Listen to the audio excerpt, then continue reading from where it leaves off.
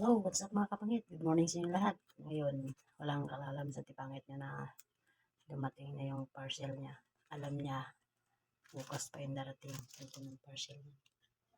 Tulog siya ngayon.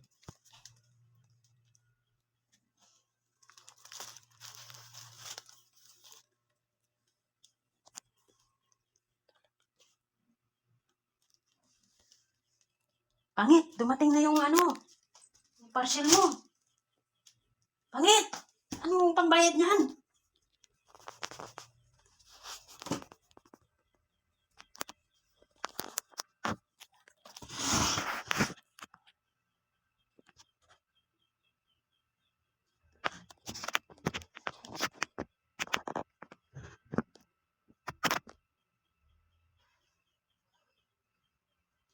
Pangit, andyan na yung parcel ba? Ito na, dumating na.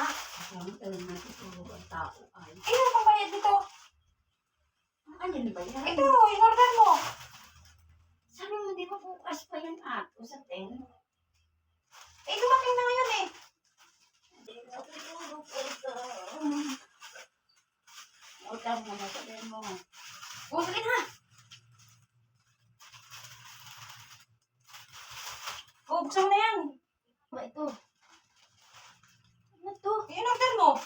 Umupo ka kasi. Order ko bukas na. Ewan ka, pagdating dito yan, ano na eh. Sa ulo naman, natin.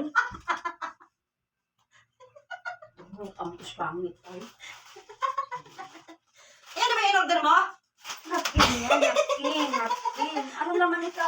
Ayan na, naman niya, isa. Tapos, ano pa, magkano to? 131? Hanip na yan. Ano yan? Balik mo to doon. Ano rin dumating? Ito nga yung laman niya. Napkin. Mula ko talaga kung mag-deliver na to.